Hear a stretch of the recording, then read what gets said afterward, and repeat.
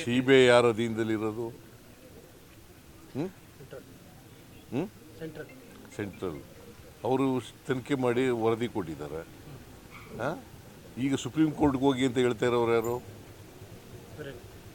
ಇವರೇ. ಅದರಿಂದ ಏನಂತ ಹೇಳೋದು?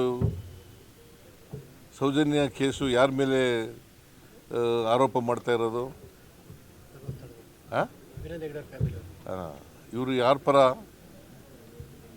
ಒಂದು ಕಡೆ ವೀರೇಂದ್ರ ಹೆಗ್ಗಡೆಯವ್ರ ಪರ ಅಂತ ಹೇಳ್ತಾರೆ, ಇನ್ನೊಂದು ಕಡೆ ಸೌಜನ್ಯ ಪರ ಅಂತ ಹೇಳ್ತಾರೆ.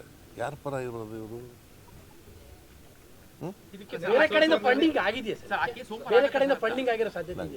ನನಗೆ ಗೊತ್ತಿಲ್ಲ, ಫಂಡಿಂಗ್ ಆಗಿರೋದು ಗೊತ್ತಿಲ್ಲ. ತನಿಖೆ ಮಾಡ್ಲಿಕ್ಕೆ ಗೊತ್ತಾಗುತ್ತೆ.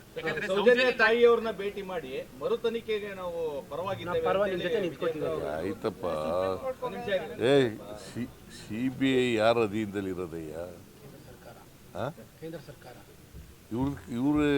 ಇವರು ಕೇಂದ್ರ ಸರ್ಕಾರದ ಏಜೆನ್ಸಿನೇ ಎಲ್ಲ ಮಾಡಿರೋದು, ತನಿಖೆ ಏಜೆನ್ಸಿ. ಈಗ ಸುಪ್ರೀಂ ಕೋರ್ಟ್ಗೆ ಹೋಗ್ತೀವಿ ಅಂತಾರೆ, ಹೋಗೋದು ಬಿಡೋದು ಸೌಜನ್ಯಕ್ಕೆ ಸೇರೋದು, ಫ್ಯಾಮಿಲಿಗೆ ಸೇರಿದ್ದು. ಇವರು ಯಾರ ಪರ ಇದ್ದಾರೆ? ಒಂದು ಕಡೆ ವೀರೇಂದ್ರ ಹೆಗ್ಗಡೆಯವ್ರಿಗೆ ಜೈಕಾರ ಹಾಕ್ತಾರೆ, ಇನ್ನೊಂದು ಕಡೆ ಸೌಜನ್ಯ ಎತ್ಕಿಡ್ತಾರೆ. ಇವ್ರು ಯಾರ ಪರ ಇದ್ದಾರೆ?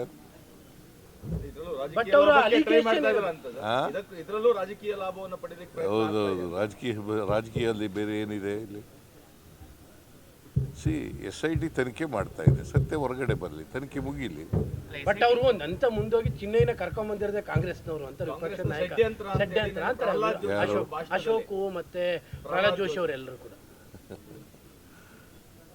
ನೀವು ಇದನ್ನೆಲ್ಲ ಕೇಳ್ತಿರಲ್ಲ, ಅವ್ರು ಹೇಳ್ತಾರೆ, ಅವ್ರು ಹೇಳೋದನ್ನೆಲ್ಲ ಕೇಳಬೇಕು ಅಂತ ಏನಿಲ್ಲ. ಸರ್, ವಿರೋಧ ಪಕ್ಷದ ನಾಯಕ ಅಶೋಕ್ ಅವರು ಸೆಂಟ್ರಲ್ ಮಿನಿಸ್ಟರ್, ವಿರೋಧ ಪಕ್ಷ ನಾಯಕನಾಗ್ಬಿಟ್ಟ ತಕ್ಷಣ ಎಲ್ಲ ಕೇಳಬೇಕು ಅಂತ ಅವ್ರ ಅಲಿಗೇಷನ್ ಇದ್ರಿಂದ ಕೇಳ್ತಾ ಇದೀವಿ. ಏನು ಅವ್ರು ಅಲಿಗೇಷನ್ ಮಾಡೋದೆಲ್ಲ ಸತ್ಯನಾ? ಇಷ್ಟಿನ ಗಂಟೆ ಏನು ಹೇಳ್ತಾ ಇದ್ರು? ಅಸೆಂಬ್ಲಿಲಿ ಏನು ಹೇಳಿದ್ರು?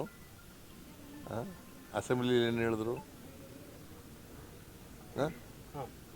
ಅಸೆಂಬ್ಲಿಲಿ ಚರ್ಚೆ ಆಯ್ತಲ್ಲಪ್ಪ ಇದ್ರ ಬಗ್ಗೆ, ಏನು ಹೇಳಿದ್ರು?